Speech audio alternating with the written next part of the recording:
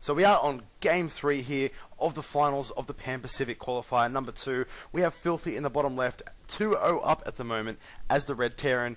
In the bottom right we have TAVoices. Voices is a very solid player, but Filthy just completely outplaying him. Where Wild and Santi have been failing with this fast expand build, he has been succeeding against Voices.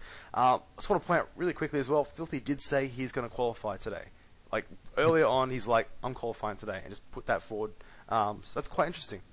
Yeah, I think he has been. A lot of people have been saying this guy has been just playing phenomenal lately. So I think he is just so confident after winning custom after custom, and he's ready to play in the tournament. Yeah, definitely. I'm curious to see if we will see the same build from both players here. I mean, something going through Voice's head right now is, you've lost 2 different games, right? You did the same build, obviously. Your opponent's also done the fast expand build. First game he lost to an early pressure build. Second one he lost because he just fell behind on macro. Do you change it up, or you just try and fix the small things? I think maybe change it up. If he's really confident with his build, then definitely not.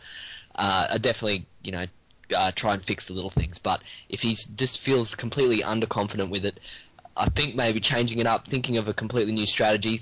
Take some time to think about, well, if he does go for this 2 racks build again, I need to know, I need to know what I need to do to beat it. Maybe go for a fast cloak because he hasn't got, he's got to save his scans or whatever. You have to get an engineering bay or some sort of way to exploit this 2 racks build. Yeah, I would have liked to have seen the last game with Siege Tech up, to be honest with you. That might be something he changes this game. Obviously, we can only speculate. We aren't the players. I would like to see that timing push that has worked so well earlier on in this tournament against Filthy, but with Siege Tech, because I just think it would change it so much. Yeah, Siege Tech, it was way too late actually, that's right, and his stim timing attack defeated it last time. Yeah, definitely. So orbital command going down from Voices and from Filthy. Filthy's slightly ahead, but that's really irrelevant. We do see the 2 racks happening again from Filthy. So same opening, looking to do that, possibly the Marine pressure coming along early. I'm curious though, why does he build his barracks there to complete the wall off? Why does he just build it to the side and then get a bunker later? I don't actually know, to be honest. We'll have to ask him after the match. It's completely random. Maybe just to not allow things to run past, and you just have to fight at that choke there. True, it is a legitimate question. I'm not saying he's doing something wrong. Obviously, he does a lot more TVT than me, so he does know better. He's moving forward, does see this nice little SUV out here, and we'll chase it off. We do have 3 Marines streaming across the field here. He needs to get this bunker up before that happens. Timing-wise, I think he should be good. Yeah, definitely. I think he's got a longer rush distance, so these initial Marines aren't going to be able to do enough damage. This bunker will complete just in time, I think. He's now pushing in with his 2 Marines and 1 SCV. And it does manage to complete. Great timing there. He will be able to fight this off. He should pull back like he did last game. Loses an SCV for an effort there. Slight little gain there, but yes, chasing him back, obviously. You're not going to be able to go into a bunker. But he does leave a Marine there to scout, which is great. I like that. With the previous 1-1-1 build, did Voices actually get a reactor on his barracks? Because we could see a deviation here. Or did he do that last time? I believe he got a tech lab. Maybe he went for a stim or something like that. But with reactor, it makes sense. You can get more Marines out. You can then obviously support your tanks a bit better, and you can save a bit of gas as well. Not having to get stim, actually get siege tech instead. So maybe I wasn't paying that much attention to the first few games where he did have siege tech. Maybe that was the difference. It could be.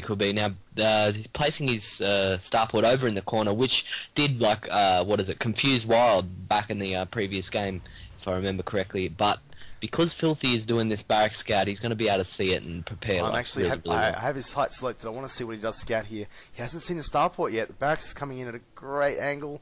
Will he scout it there? I'm curious. Marines come forward to start shooting it. But he's in such a weird position here that he's not actually scouting it out. It's very lucky there. That's actually a slight gain there for Voices. Might be able to sneak in Banshees now. Possibly even cloak Banshees without his opponent really realizing. Yeah, I think he will be wondering where that 3rd building is. He knows he does this 1-1-1 build. I think he will know there's a starport somewhere. But the fact that this, on Shira's Plateau, your base is actually so huge, his barracks actually missed it, I'm surprised. We will see that timing push again. Siege Tech not being upgraded though. Yes, he is getting that Siege Tech. So there we go. The one thing that I thought he could have changed last game, he is doing. He's going to get a lot more Marines this time. They won't have Stim, but he will have tanks with a Siege Tech upgrade. Whilst Filthy just gets up his expansion here, he does have 4 racks down. He has only got 2 tech labs so far, whereas last game he went to like 4 tech labs. Got a lot of Marauders. I'll have to see how that changes out this game. Yeah, it's the 3 same builds, the 3 games in a row. It's interesting to see. Obviously, Voices does know this build works, and he really, really, really wants to make it work. Yeah, definitely. We are seeing a time push here. He is coming out with Siege Tech halfway done, so it should finish just in time. But we have a really random bunker in the middle of the map here. It might slow down his opponent, force him to siege up and take it out. Obviously, you don't want to be losing units if you can afford it, especially against the racks. But we will see what happens here. This will get scattered by the Medivac, and he will pull back. So really weird placement there. Yeah, forcing him to actually stay out in the open. He's bringing these SCVs again also as well. But he does have siege tech, so if you can siege up and get good positioning on here and use the Medivac for some sort of sight range, he actually might be able to push this back. Siege tech's up. There are some SCVs there, just doing a little bit of repairing, but has to sacrifice that bunker. Really, with siege tanks, you're not going to do much against it. He is salvaging it. Will he get it in time? Yeah, there we go. So he will move in now. Army-wise, he's a lot better off. He has a lot of SCVs in that army. He will need a siege up. Siege happens. One tank has sieged up. Here come the shots now. This could be quite interesting here. We do have tank shots being forced onto Marauders here by that back siege tank, but SCVs coming in to damage that tank. He does pick up, and GG, Voices is knocked out. Filthy will progress onto the top 16 here and does qualify. Honestly, such awesome play by him today.